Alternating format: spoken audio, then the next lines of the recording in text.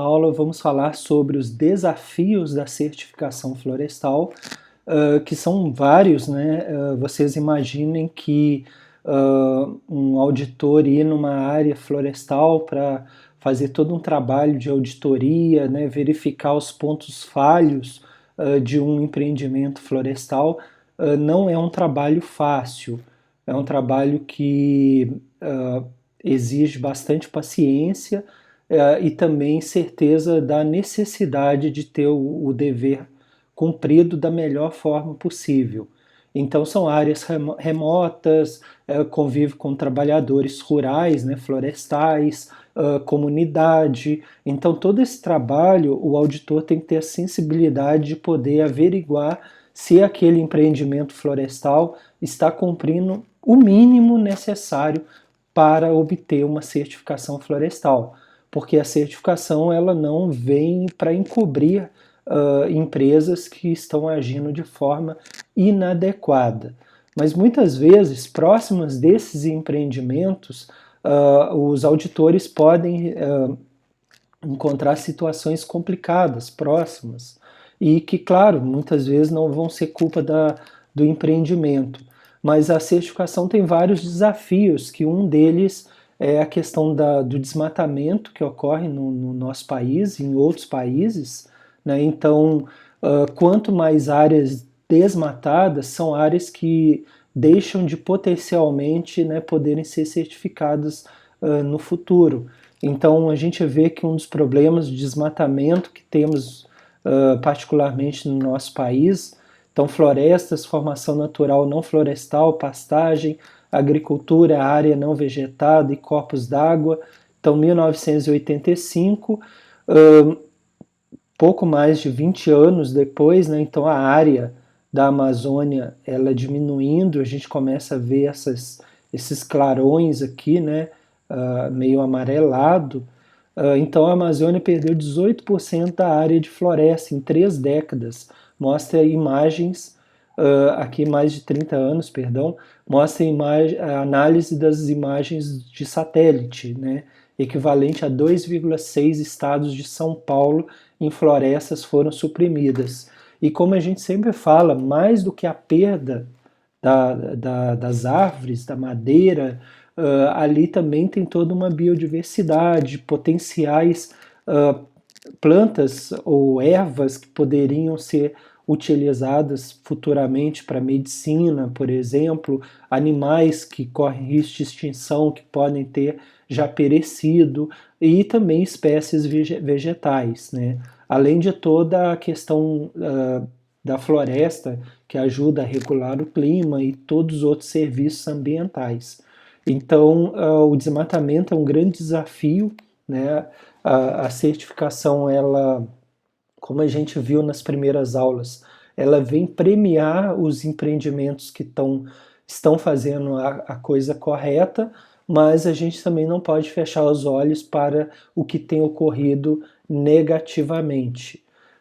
E aí existem muitas pressões na mídia, então, por um lado, isso é muito bom, né? A mídia mostrando os problemas que têm ocorrido com a Amazônia, com o corte das árvores, né, com as queimadas. Então é um desafio para todos nós, tanto para a certificação, que lida diretamente com o assunto, para nós da universidade, pesquisadores também, para a mídia que faz a cobertura desses acontecimentos, e também para as empresas, até as empresas certificadas, aqueles empreendimentos que fazem o trabalho correto, né, e que muitas vezes eles são colocados no mesmo, na mesma conjuntura dos empreendimentos que fazem a coisa errada.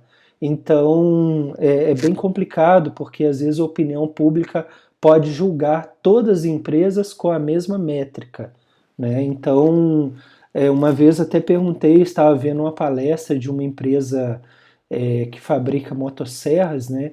E eu perguntei ao palestrante como que era a questão da empresa, né, de fabricar um produto que é visto como um destruidor de florestas e para que a opinião pública não percebesse aquilo. E ele comentou que realmente é um desafio, porque eles não vendem a motosserra para destruição ilegal, mas sim o corte das árvores feito de forma organizada, de forma correta, né? Mas acaba que a opinião pública muitas vezes ela é levada a crer que aquela empresa ou todas as empresas florestais ou as empresas de motosserra estão promovendo o desmatamento. Então isso precisa ser corrigido.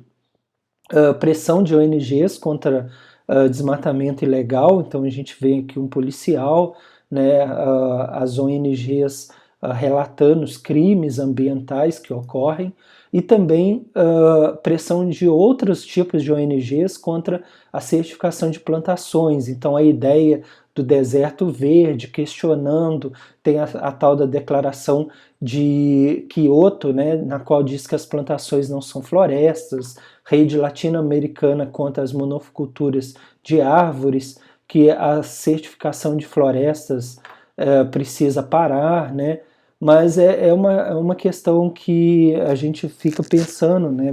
Muitas vezes as mesmas pessoas que estão ali criticando e condenando, por exemplo, pinos, eucalipto, são aquelas pessoas que têm na sua casa um guarda-roupa feito de MDF, que vem do pinos ou do eucalipto, vai ter uma mesa, uma cadeira feita de madeira, ou vai utilizar o papel A4 que vem de uma floresta plantada. Então, isso é algo que a gente precisa refletir, né? Será que as pessoas que estão ali condenando algo que elas próprias utilizam, será que isso é a forma mais correta?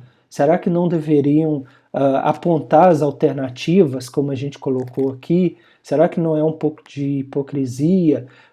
Defesas de terceiros, será de alguma entidade que por alguma razão seja contra, ou algum empreendimento que faz o trabalho errado e que procura boicotar a certificação florestal? Então é algo que a gente precisa refletir.